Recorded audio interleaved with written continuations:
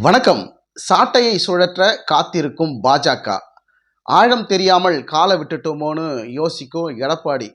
தப்பான முடிவு எடுத்துட்டோமோ அப்படின்னு வருத்தத்தில் எடப்பாடி பழனிசாமி இருக்கிறாங்க. எவ்வளோ அடி தாங்கினாலும் எவ்வளோ அடி விழுந்தாலும் நான் அமைதியாக தாண்டா இருப்பேன் அப்படின்னு அமைதியாக இருக்கும் பன்னீர்செல்வம். இதற்கெல்லாம் என்ன காரணம்? பன்னீர்செல்வம் அவர்கள் அதிமுகவிலிருந்து நீக்கப்பட்ட பிறகு ஒவ்வொரு முறையும் அவருக்கு தோல்வி மேலே தோல்வி, நீதிமன்ற வழக்குகளிலிருந்து பின்னடைவு. இந்த தோல்விகளுக்கெல்லாம் காரணம் பன்னீர்செல்வம் முழுமையாக ஏற்றுக்கொள்கிறாரா? அல்லது அதிமுகவை எதிர்த்து எடப்பாடி பழனிசாமி அவர்களை எதிர்த்து குரல் கொடுத்து மீண்டும் தன் உரிமையை மீட்டெடுப்பாரா?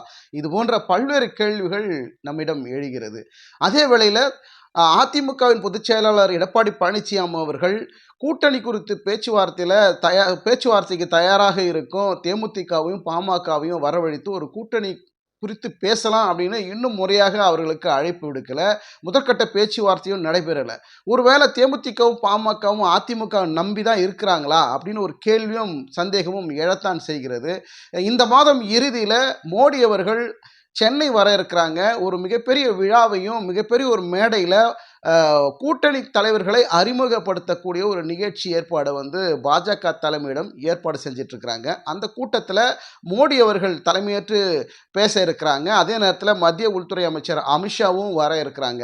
இந்த கூட்டத்தில் மிகப்பெரிய அளவில் ஒரு மக்களை எதிர்பார்த்து அவர்களுக்கு ஒரு புது அறிவிப்பையும் அறிவிப்பதற்கு மோடி அவர்கள் காத்துக்கிட்டு இருக்கிறாங்க. இந்த சூழலில் எடப்பாடி பழனிசாமி அவர்கள் இந்த கூட்டணி குறித்து பேச்சுவார்த்தையில் ஈடுபடாமல் அமைதி காப்பது எதனால் அப்படிங்கிற ஒரு சந்தேகம் எழுகிறது. ஒருவேளை தேமுதிகவும் பாமகவையும் உடனே பேச்சுவார்த்தைக்கு அழைத்து அவர்களை கேட்குற தொகுதிகளை நம்மளால் கொடுக்க முடியலனாலும் பரவாயில்ல, ஓரளவுக்கு அவங்களை சரி கட்டி தன் கூட்டணியில் கொண்டு வந்துடலான்ற முடிவை எடப்பாடி பழனிசாமி அவர்கள் உடனடியாக எடுத்துவிட்டால் அவருக்கு அது சாதகமாகத்தான் அமையும். இல்லைன்னா மோடி அவர்கள் சென்னைக்கு வருவதற்கு நெருங்கி கொண்டிருக்கக்கூடிய இந்த சூழலில் அவர் பேச்சுவார்த்தையில் காலதாமதம் பண்ணிகிட்டே இருந்தார்னா நிச்சயமாக எடப்பாடி பழனிசாமி அவர்கள் ஒரு பின்னடைவை சந்திப்பதற்கு அதிகபட்ச வாய்ப்புகள் இருக்கிறது. சட்டமன்றத்தில் பார்த்தீங்கன்னா திமுகவுக்கு ஆதரவாக எடப்பாடி பழனிசாமி அவர்கள் பேசுகிற மாதிரியே இருக்குது. காரணம் என்னென்னா, பாஜகவை எதிர்த்து எடப்பாடி பழனிசாமி அவர்கள் பேசுகிறது ரொம்ப சந்தோஷமாக இருக்குங்க, நான் அதை வரவேற்கிறேன் அப்படின்னு சொல்லிட்டு முதலமைச்சர் பேசினார். அதற்கு எடப்பாடி பழனிசாமி ரொம்ப சந்தோஷத்தில் குதிச்சாருப்பா. நம்மளை முதல்வரே நம்மளை பாராட்டிட்டாருப்பா அப்படின்னு. நான் பாஜகவுக்கு குரல் கொடுக்கறது எதுக்காகனா, நான் மக்கள் நலனுக்காக நான் பாடுபடுறேன். அந்த மக்கள் நலனுக்கு யாராவது குந்தகம் விளைவிக்கிற வகையில் யாராவது நடந்துக்கிட்டாலும் நான் எதிர்ப்பை தெரிவிப்பேங்க அப்படிங்கிற வகையிலையும் எடப்பாடி பழனிசாமி பேசுகிறாரு. அப்போ பாஜகவை எதிர்த்து பேசுகிறாரா அப்படிங்கிற ஒரு கேள்வியும் இந்த இடத்துல வைக்கப்படுது. எடப்பாடி பழனிசாமி அவர்கள் ஒவ்வொரு முறையும் காலதாமதம் செய்வது அவருக்கு நல்லதல்ல அப்படிங்கிறது தான் அரசியல் வட்டாரங்களில் பேசப்படக்கூடிய ஒரு பொருளாக பார்க்கப்படுகிறது. நாடாளுமன்ற தேர்தலில் பாஜகவின் வியூகங்கள் வேற மாதிரி செயல்படலாம் அப்படின்ற ஒரு கோணத்தில் செயல்பட்டு இருக்காங்க.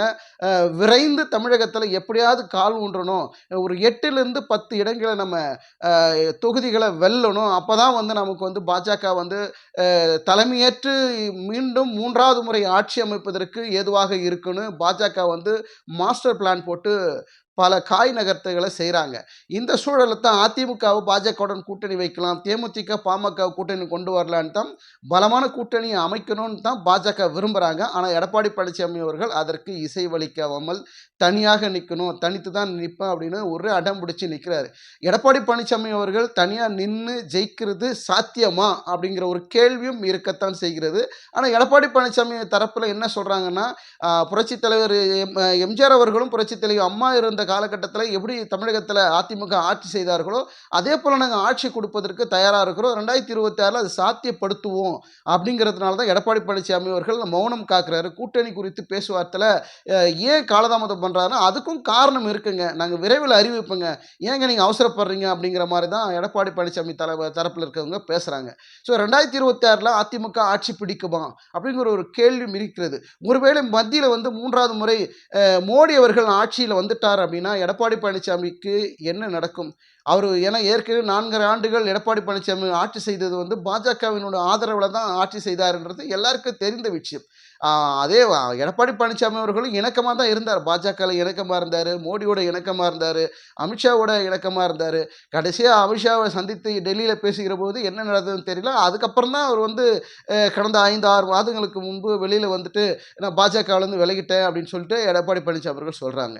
இந்த சூழல் எல்லாம் மாறுவதற்கு என்ன காரணம்?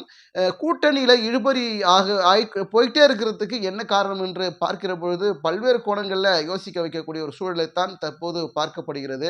எடப்பாடி பழனிசாமி அவர்கள் உடனடியாக தேமுதிகவையும் பாமகவும் வரவழைத்து கூட்டணியில பேச்சுவார்த்தையில் ஈடுபட்டு அவர்கள் கேட்கிற தொகுதிகளை நம்மளால கொடுக்க முடியலன்னு பரவாயில்ல, ஓரளவுக்கு அவங்கள திருப்திப்படுத்துகிற வகையில தொகுதிகளை பிரித்து கொடுத்து கூட்டணியை பலப்படுத்தி அவர்களை உறுதிப்படுத்தி அறிவிச்சிட்டாருன்னா பிரச்சனை ஓஞ்சிரும்.